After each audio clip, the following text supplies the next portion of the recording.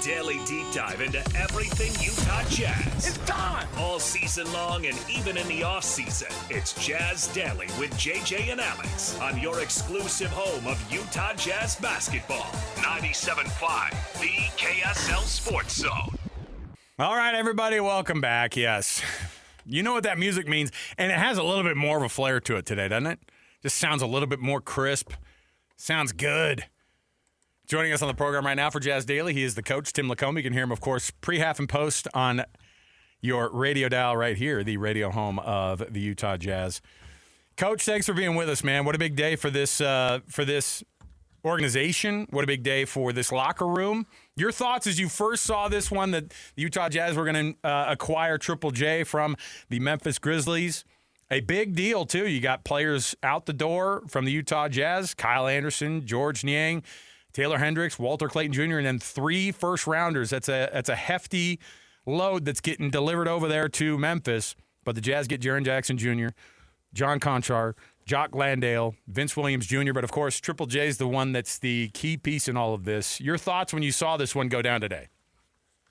Well, good to be with you guys. Actually was working, and actually had a coworker run around the corner and say, "We got a Shams bomb," and handed me his phone, and I looked at it, and I was, the first thing I thought, Jaren Jackson is a guy that, as teams come through, I make a little list of guys I covet and would be great here in Utah. And he was a guy on my list, no question. I think when you just look at it at face value, you're adding a 2-time All-Star, Defensive Player of the Year, a guy that is on 5 attempts per night from 3, shooting 36%. Wow. His rebounding is low. It's always kind of been low. I'm hoping maybe Will can get to him like he got to Colin on tempo. and that maybe some improvement can be had there. But at face value, I mean, the other piece that's crazy, guys, is you look at, what could be the possible lineup of a Keontae George, Ace Bailey, Lowry, Markkanen, then, of course, Jaren Jackson Jr. Wow. And a healthy Walker Kessler, which would be one of the biggest teams in the NBA immediately. It would have, a guy that was voted Defensive Player of the Year. He's blocking 3 shots a game back then. He's blocking about 1.6 now. But that alongside what I think is probably one of the up-and-coming dominant rim protectors, if Walker and the Jazz find common ground, you look at a team that's really big, but you also look at a team that's very long. You put wingspans up against, I think only the Spurs probably would be a team that is a little bit longer than the Jazz, but that's what you're looking for in this. You're looking for height, length, but then versatility. And this move allows Lowry to go to the 3, and he is an absolute cheat code at 3. I love it. Trying to put smaller guys on him, takes them right down into the post. His ability to drive the basketball on bigger guys. So it's pretty exciting to think about. So all that said, I trust that you believe that Lowry and JJJ and Walker Kessler fit well together? Oh, absolutely. And I'll tell you why. I think the one thing the Jazz and Walker, starting this year, all of a sudden became J.J. Redick from 3. Right. He was bombing them, and he was making them. And one of the things, and you guys watch the game, the thing that everybody's seeking in the NBA is space. And, the one thing that all 5 of those guys can do is shoot the basketball from the perimeter, with Walker being kind of new to that club. But, man, the space that buys you, you can't – say Lowry's got a small guy on him. You can't really send another guy because the Jazz have shown this year how they move the basketball. So, yes, in a long-winded answer, I think they fit well.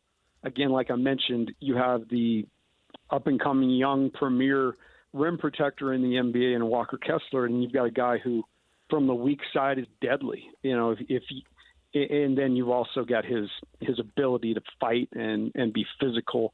And the West is really physical, so I think it matches up with a lot of things that are going on currently in the landscape. I didn't think much of it last night. JJ, you and I were sitting in the studio here, and the the Timberwolves and Grizzlies game came on because it was like, the early game, like the Jazz are going to have an East Coast, tip-off tonight. So during the middle of the middle of our show, we're starting to watch the beginning of this thing. And then, he has a 30-point night. They beat the Timberwolves, and I was like, oh, it's a nice night. I didn't think for 1 second to myself, man, that guy would be awesome on this Jazz team, because you just don't think that you can have nice things when some of the things have gone down like they have over the years. But patience has paid off for this organization.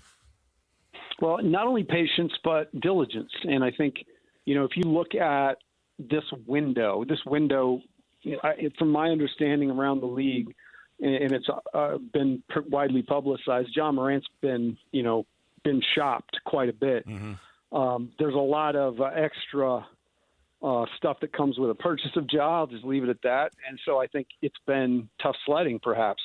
I do know this window was not discussed. It's very rare you don't hear any rumblings, which tells me this happened pretty quickly. And I do think that, the Jazz, typically teams that are chasing lottery odds aren't supposed to be forking out huge money, multiple first-round picks and prospects. But in this instance, if you look at the timeline, JJJ's 27, Lowry's 27. It fits.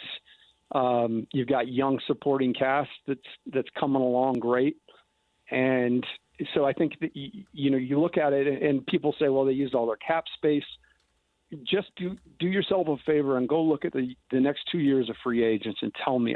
In fact, let me just read you. Can I read you power forwards that are available this year? Okay. Because I did this because I knew that people would, I can't go out shopping. So LeBron James is on the market. Porzingis, Tobias Harris, John Collins, Draymond Green, Jonathan Kuminga, Harrison Barnes. Should I keep going? Sure. I mean, that's what you've got out there. Yeah. Rui Hachimura, Kelly Olynyk, love Kelly, been there, done that. He's in his 13th year. So my point is to be able to go out and get an all-star in that slight window. It shows the Jazz have their ear to the pulse. I've always just been blown away at the Ainge's ability to maneuver, and I do think they got a deal here. I think they bought very low. Yeah, it's great. I mean, I'm glad you brought up the point about the cap space, because that was the one concern as you're looking at it. But you're not going to get a better player than Jaren Jackson Jr. with that cap space, so you might as well use it now. And you don't have to wait until the offseason when there's other bidders. So I love that the Jazz acted now. They identified him as somebody they could get, and they're adding an all-star player and a Defensive Player of the Year candidate to this lineup. As you're looking at the trade details, is there any pain point in here for you? You're going to have to give up something to get something. But you're looking at some of the players that are involved, some of the picks. Obviously, we loved Walter Clayton Jr., what we were seeing. We didn't see out the Taylor Hendricks development. And there's a lot of these picks that are going out, especially that Phoenix one that could be pretty good in 2031. What was the painful thing the Jazz are giving up here that you identify as like, oh, man, that's tough to see that go, but obviously it was worth it?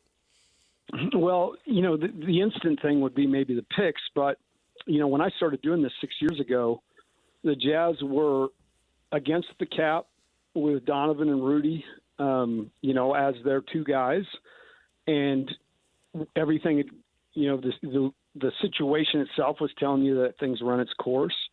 At that point in time, the Jazz were actually down 4 picks. So you get a pick every year, first-round pick. They traded away. They were down 4 picks, I believe, in the next 10 years. You fast forward today, the Jazz have the roster they do. And they still have all their picks plus 4 more. And so picks, I said this early on, picks are used in the NBA to get deals done. And my understanding is that, they were actually after 4 first-round picks, but, when, they really were keen on Walter, so they were good with that. And so I think the part of it that's exciting to me is that, they've got all these young guys, and say Keontae George resigns or Walker, when he it doesn't go against your, when you're resigning your own guys to big deals. Yeah. It's you got the Bird situation, and so I do believe when you just look at it, and as I have from the studs to today, we just added like an incredible backyard with a pool. It's pretty exciting. We were talking about Walker a little bit earlier about how, that's going to be that linchpin in all of this and the moving forward of whether or not the Jazz can, make a deal that works for both sides, and Walker wants to make that work as well. What does a move like this do? Because we were talking about how the money is a difficult, thing to consider now that you have a guy who's going to be on the books for quite a few years at a lot of money. Does that make the Walker Kessler possibility of coming back more of an like? Does it make you feel like, okay, this is still going to be able to happen, or does it make it less likely that maybe they come to an agreement there now that the cap space stuff kind of goes away?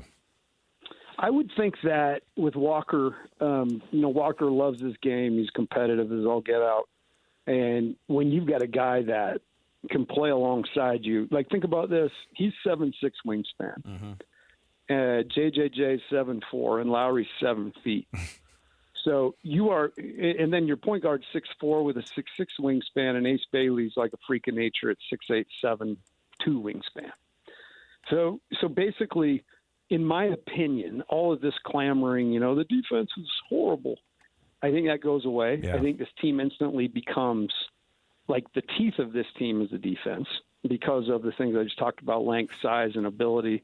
But then also on the offensive end, some teams, the way they're constructed, they're going to have a small guy at a position, and the Jazz can just simply play matchup bingo all night long in that situation. So I would think Walker, looking at this from a distance, would see that this window is pretty enticing. And for a big guy who does a lot of the dirty work, to have somebody comes in that's known for doing a lot of dirty work as well, I think that would be a plus, I would think. I got to ask you about Vince Williams Jr., one of those players that, plays a role and could be a player the Jazz get in this deal that could be part of their rotation moving forward. What do you know about Vince Williams Jr.? And it's kind of a throw in there, but that's a name that stuck out to me. It's like, this is a guy that could have a future with the Jazz. Yeah, Vince Williams Jr., kind of known for his toughness, his defense. I like you, anytime a name comes, I don't poo-poo it because, Chris Dunn came across the wire at one point, and he was, for all intents and purposes, out of the league. And we saw what he did here and now what he's doing with the Clippers. So, you're astute to look at that. I think what's great now is if you finish some of the bigger pieces, then the Jazz will have like a $10 to $15 million mid-level exception that they can use that is not against the cap. So I think that when you're going to plug guys in, you're looking for a guy like maybe Vince Williams.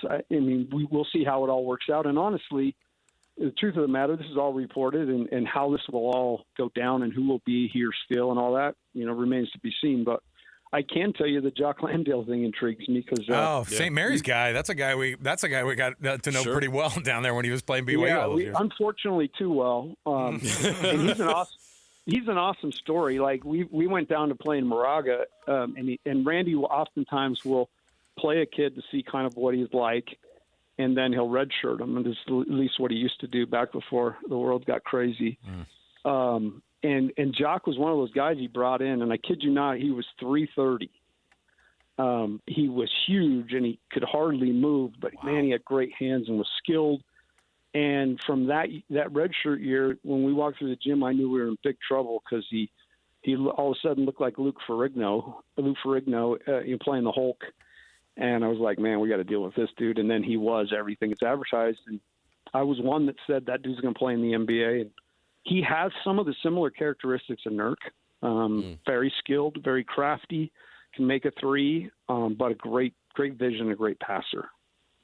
As you watch this whole thing play out and all these players and all the moving parts that are there and all the things that happen with this, when a big trade happens like this, and like I said at the beginning of the show, I bet this locker room's pretty much buzzing today with all this stuff. You got guys walking, or you got guys that I'm sure, you have veterans that were in this locker room that guys are going to miss, but when something like this happens, what does it do for the morale of a locker room like this Utah Jazz team when you go, okay, they said they wanted to get this thing going. And JJ said it when we walked in the doors today. He goes, this rebuild is over. And I was like, that is amazing to hear that. I love hearing that.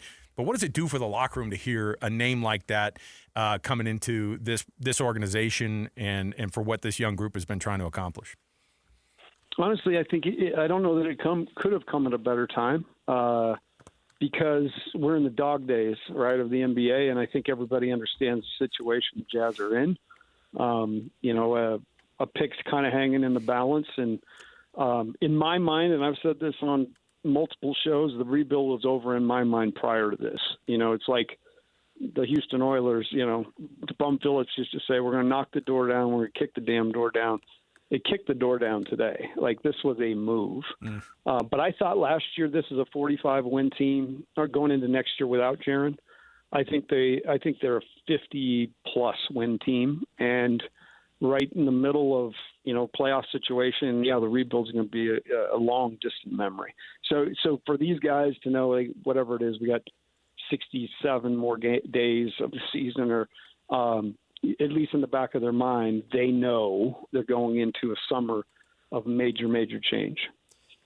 Still a couple more days before the deadline comes, and the Jazz obviously made a big splash here. Do you think it's possible they could be up to something else? I would never put it past them.